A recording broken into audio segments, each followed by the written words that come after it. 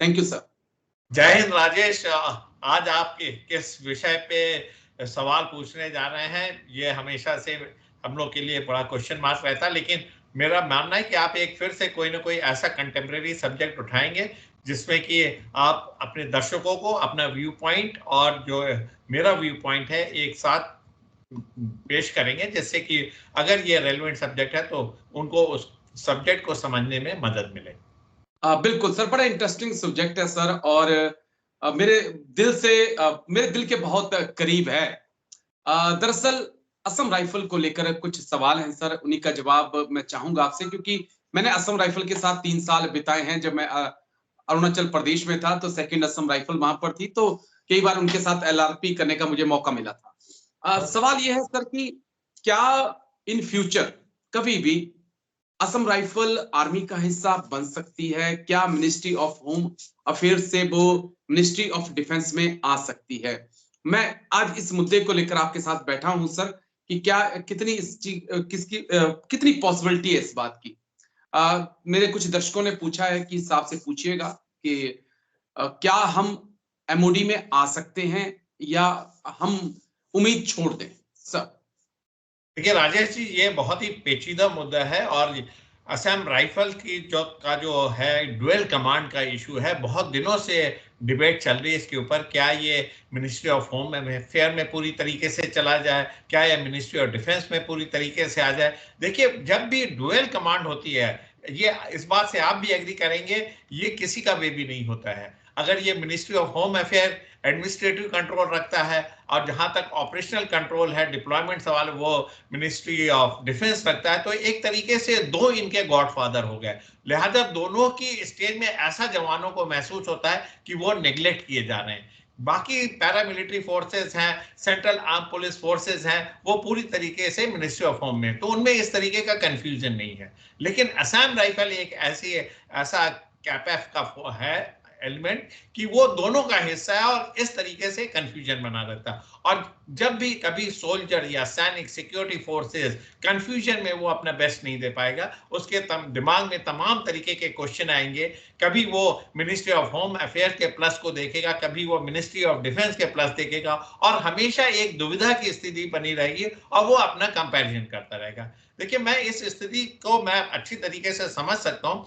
इस स्थिति का निवारण देखिए कोर्ट केसेस भी हैं, और आज की डेट में जो कोर्ट में जो रिप्लाई सबमिट किया मिनिस्ट्री ऑफ होम अफेयर ने या जो सिक्योरिटी फोर्सेज ने, वो ये है कि कैबिनेट कमेटी ऑन सिक्योरिटी इसका डिसीजन लेगी। जब तक कैबिनेट कमेटी ऑन सिक्योरिटी ने स्टेटस को मेंटेन रखा है कि administrative control ministry of home affair में होगा और ऑपरेशनल एंड डिप्लॉयमेंट वाला जो कंट्रोल है वो आर्मी के तहत होगा, तो ये स्थिति बनी रहेगी।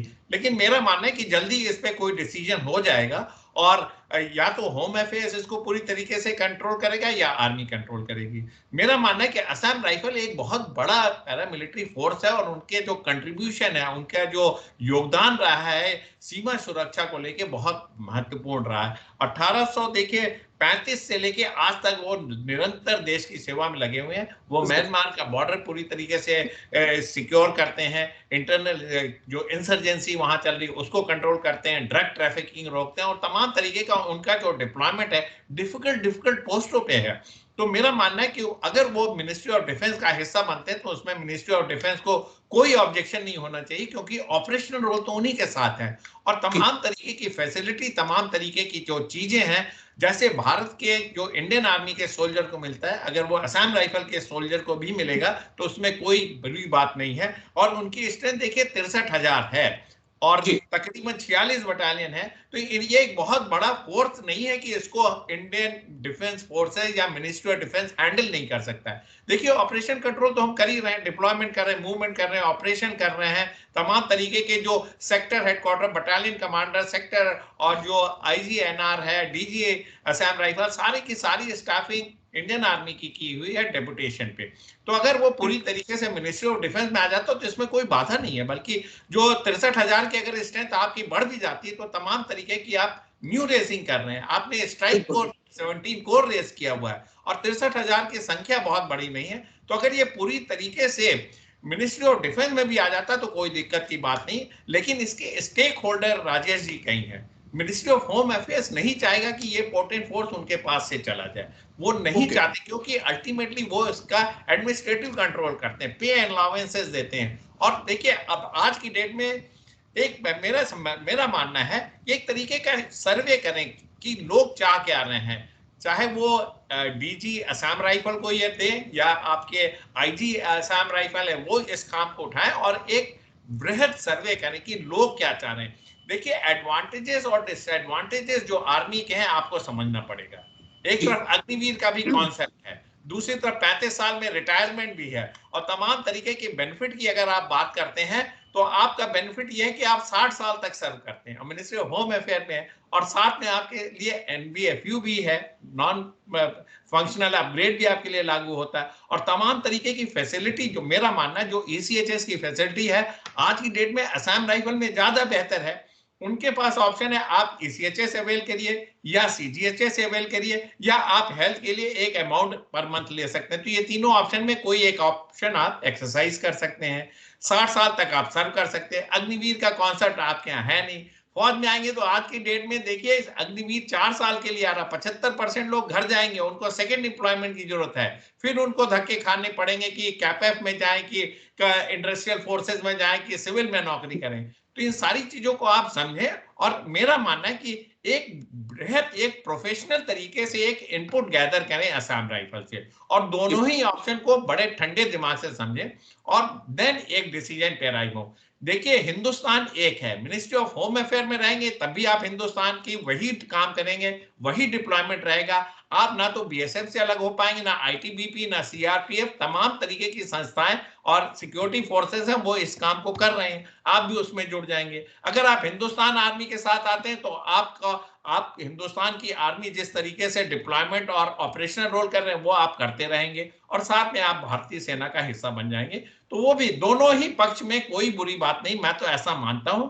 लेकिन एक रिकमेंडेशन बनानी पड़ेगी। मेरा मानना है कि इंडियन आर्मी में भी अगर वो आ सकते हैं तो एक बड़ा ही एडवांटेजियस पोजीशन रहेगा। हम इन सारे फोर्सेस को म्यांमार बॉर्डर पे मैनेज कर सकते हैं। असम के जो और नॉर्थ ईस्टर्न स्टेट की इंसर्जेंसी है, सिंस वो वहां पे इतने समय तक हैं तो उनका इंटेलिजेंस नेटवर्क, उनका काम करने का तरीका, उनका जो सीटी रोल है और जो इंसर्जेंट के बीच में उनकी पकड़ है वो एक एडवांटेज होता है। तो लिहाजा मिनिस्ट्री ऑफ होम अफेयर में ना जाके अगर वो हिंदुस्तान आर्मी का हिस्सा बनते हैं और अंडर मिनिस्ट्री ऑफ डिफेंस रहते हैं तो एक अच्छा कदम होगा। राजेश जी, 2-3 पॉइंट हैं क्योंकि मैं अलग-अलग एंगल से आपसे और चीजों को अब डीपली समझने की कोशिश करूंगा।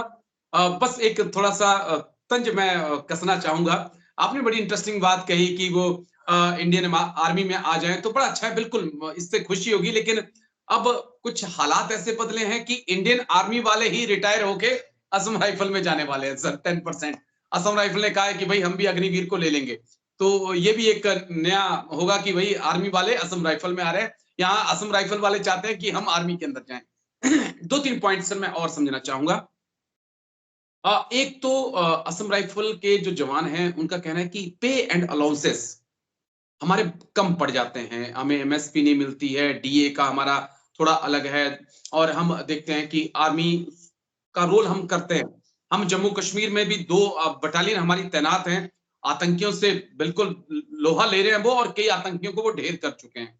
ऑपरेशनल बहुत तारीफ होती है असम राइफल की, जिस प्रकार से वो पूरे ऑपरेशन को अंजाम देते हैं। नॉर्थ ईस्ट की में जो सब चीजें कंट्रोल हुई हैं, पूरा क्रेडिट सर असम राइफल को जाता है, दिन रात वो लगे रहते हैं। कहते हैं कि वर्दी हम आर्मी जैसी पहनते हैं, साहब जो आते हैं कंपनी कमांडर साहब वो भी आर्मी से आते हैं, वही सावधान, वही विश्राम, वही बीपीटी, वही पीपीटी, सब कुछ हमारा वही होता है। लेकिन जब पैसे की बारी आती है महीने के अंत में, तो हम देखते हैं कि आर्मी वाले को जो सेम ड्यूटी कर रहा है उसको हमसे ज्यादा है, हमें कम है। तो लड़ाई तो सर पेट की भी है आखिरकार, एट द एंड। देखिए राजेश जी, इसको थोड़े आपको लॉन्ग दृष्टि से देखना पड़ेगा। एक तरफ 35 साल की नौकरी और आप पे एंड अलाउंस कुछ भी उसमें जोड़ लें, और दूसरी तरफ 60 साल की नौकरी, बहुत जमीन आसमान का अंतर है। हम लोग तो जवान जो नायक या हवलदार में पेंशन जाते हैं उनको किस तरीके की तकलीफें होती है, पेंशन आधी हो जाती है, अगर कम्यूट कर लिए तो और भी पेंशन कम हो जाती है, फिर उनको सेकेंड एम्प्लॉयमेंट देखना पड़ता है, एक अनिश्चय की स्थिति हो जाती है। और देखिए असम राइफल में आप 60 साल तक नौकरी करते हैं, बेनिफिट वही है। जो आपकी पे एंड अलाउंसेस पे अगर आप ध्यान देते हैं तो आप 60 साल तक की इस चीजों को कैलकुलेट करें। अगर आप ओवरऑल बेनिफिट निकालेंगे, एक तरफ आप 60 साल तक पे कर रहे हैं और मान लीजिए आप 24 साल, 23 साल, 22 साल में आए, तो आप उतनी लेंथ ऑफ सर्विस काउंट करिए। यहाँ पे इंडियन आर्मी का सबसे बड़ा आज की डेट में जो प्रॉब्लम है, जो मैं इस चीज को रिकमेंड नहीं करता हूँ, कि अग्निवीर कॉन्सेप्ट आ गया है। देखिए, और ये अगर ये it is going to stay for longer time, तो फिर इसमें तो डिसएडवांटेज है। आपको 75% लोग अनसर्टेनिटी के माहौल में वापस घर चले जाएंगे। फिर उनको, जैसा आपने बोला कि इन्हीं पैरामिलिट्री फोर्सेज में, इन्हीं असम राइफल में दोबारा से आपको भर्ती होना पड़ेगा और फिर से काम करना पड़ेगा। तो एक चीजों को समझे। और जहां तक जो डिस्पैरिटी है, ये डिस्पैरिटी अगर वो ऑपरेशनली कमिटेड है राजेश जी, तो उनको एक अलग जो अलाउंसेस हैं उसमें आप कटौती नहीं कर सकते। अगर मिलिट्री सर्विस पे मिल रही और असम राइफल का भी जवान वही ड्यूटी कर रहा है, तो मिनिस्ट्री ऑफ होम अफेयर्स को इसमें चिप इन करना पड़ेगा। पे एंड अलाउंसेस में इस तरीके के अलाउंसेस की आप सुविधा रखें जो कि एक पैरिटी को दे। मेरा मानना है कि सिक्योरिटी फोर्सेस में किसी भी तरीके का डिफरेंशिएशन नहीं होना चाहिए। अगर वो सेम रोल कर रहा है, रोल डिफरेंट है, तो आप जरूर उनमें उस तरीके के अलाउंसेस नहीं मिलेंगे, क्योंकि ये तो आर्मी में भी है। जो ऑपरेशनली डिप्लॉयड हो उसको ऑपरेशनल अलाउंस मिलता है, जो नहीं डिप्लॉयड होता उसको नहीं मिलता है। तो मेरा मानना है कि मिनिस्ट्री ऑफ होम को इसके बारे में ध्यान देना चाहिए। अगर इसको एक प्लेटफॉर्म पे रेज किया जाए टाइम एंड अगेन, तो मेरा मानना है कि देखिए, मिनिस्ट्री ऑफ होम अफेयर भी सेंसिटिव ड्यूटी करता है, इंटरनल सिक्योरिटी पूरी उनके पास है, जरूर इस मुद्दे को समझेंगे। और इस तरीके की पैरिटी जो आर्मी के जवानों को मिल रही है, असम राइफल के भी जवानों को मिल सकती है, एक बहुत बड़ा मुद्दा नहीं है। एक आपको सिर्फ एक अप्रूवल लेना है मिनिस्ट्री ऑफ होम का, एक केस टेकअप किया जा सकता है। और जो आपके डीजी असम राइफल जब भी मिनिस्ट्री ऑफ होम अफेयर में इंटरेक्ट करे, एक केस बनाए और इस तरीके का सैंक्शन लेके, ये बहुत बड़ा इशू नहीं हो सकता है, ऐसा मेरा मानना है। लेकिन यस, जरूर आपको इसके लिए अपने जो भी आपका ऑफिशियल प्रोसीजर उसको अडॉप्ट करें और इसको इम्प्लीमेंट करें। जी, एक सवाल और, क्योंकि मैं बड़े दिनों से इस सवाल के बारे में सोचता हूँ कि क्या कोई यूएन की एक कोई लिमिट होती है कि कोई देश इतनी ही आर्मी रख सकता है, उससे ज्यादा आर्मी नहीं रख सकता? क्या एक तय होता है कि अमेरिका, भारत, पाकिस्तान इतनी ही आर्मी रख सकते हैं? क्योंकि अब जिस प्रकार से चैलेंज हमारे बड़े हैं, बांग्लादेश के हालात खराब हैं, म्यांमार के हालात खराब हैं, संबंध हमारे लगातार बिगड़ रहे हैं पड़ोसियों के साथ, तो आने वाले वक्त में हमें और ज्यादा आर्मी की जरूरत होगी। एयरफोर्स के स्क्वाड्रन बढ़ रहे हैं, टैंकों की तादाद बढ़ रही है, तो इन्फेंट्री भी तो ज्यादा चाहिए होगी सर। क्या कोई लिमिट होती है यूएन की तरफ से? देखिए राजेश जी, मैं इस मुद्दे को क्लियर कर देता हूं। ऐसी कोई लिमिट यूनाइटेड नेशन या किसी इंटरनेशनल ऑर्गेनाइजेशन ने नहीं लगाई है। अगर आपका कंट्री इंडिपेंडेंट है, सॉवरेन है, और आपके डिफेंस की रिक्वायरमेंट, आपका थ्रेट परसेप्शन, आपकी थ्रेट एनालिसिस बोलती है कि आपको 15 लाख की आर्मी चाहिए या 14 लाख की चाहिए, तो आप रेस कर सकते हैं। और आप उसमें जो भी आपकी से, क्योंकि इसका जो बर्डन है देश उठाता है, यूएन से ना तो आपको फंड मिल रहा, ना एड मिल रहा। अगर हिंदुस्तान इंडिपेंडेंट है, उसकी डिफेंस की रिक्वायरमेंट एक पर्टिकुलर नंबर है, तो आप उसको रेस कर सकते हैं। इशू क्या आता है राजेश जी, इसको थोड़ा समझना पड़ेगा। अगर हिंदुस्तान की आर्मी ने मान लीजिए 10% इंक्रीमेंट कर दिया या 1 लाख 1.5 लाख की संख्या और बढ़ा दी, तो जो पड़ोसी देश हैं, जो आपके फोल्ड में नहीं है या आपको अपना प्रतिस्पर्धी मानते, कॉम्पिटिटिव मानते हैं, तो उनमें एक तरीके की रेस शुरू हो जाती है। वो भी संख्या बढ़ाएंगे, फिर आप संख्या बढ़ाएंगे, और इस तरीके का रीजन में एक अनइवननेस आता है, उथल पुथल होता है। अब सपोज करिए हिंदुस्तान की आर्मी 2 लाख की सेना बढ़ा लेती है, तो उसका इंपैक्ट पाकिस्तान पे डायरेक्ट पड़ेगा।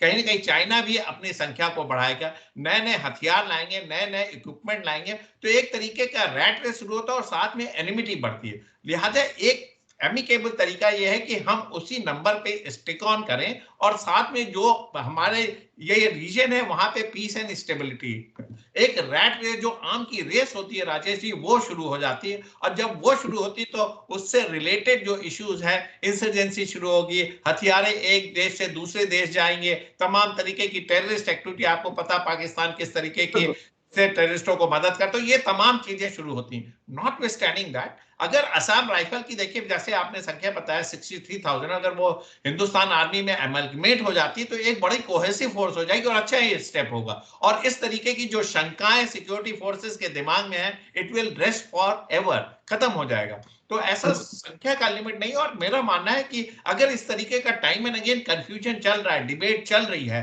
तो मिनिस्ट्री ऑफ होम में जाने के बजाय ये बेहतर होगा कि मिनिस्ट्री ऑफ डिफेंस में हुआ है और जो रोल ऑपरेशन करते जा रहे हैं वो करते नहीं। देखिए सबसे ज्यादा जरूरत क्या है, पे एंड अलाउंस सोल्जर नहीं चाहता, वो चाहता है एक पैरिटी हो, सम्मान हो, ग्लोरी हो, उसके लिए वो लड़ता है। और ये सम्मान, ग्लोरी और काम का जो एफिशिएंसी है वो मिलेगा मिनिस्ट्री ऑफ डिफेंस से। और वो उनकी जो सिखलाई है, ऑफ द लॉट है, ऑर्गेनाइजेशन है, ट्रेनिंग है, सब हम फौज के साथ करते हैं। तो एक अच्छा स्टेप होगा अगर वो मिनिस्ट्री ऑफ डिफेंस में आते हैं और सेना के साथ कंधों से कंधा मिला के एक यूनिट बनते हैं। बिल्कुल, बड़ा अच्छा लगेगा, हमें भी अच्छा लगेगा। इंडियन आर्मी का एक अपना ही रुतबा है, एक अपनी ही पूरे देश में इज्जत है। जब कोई कहता है कि मैं इंडियन आर्मी का सोल्जर हूँ, तो एक उसकी एक अलग ही इज्जत होती है। अलग ही कह सकते हैं कि नज़र से उस सोल्जर को देखा जाता है।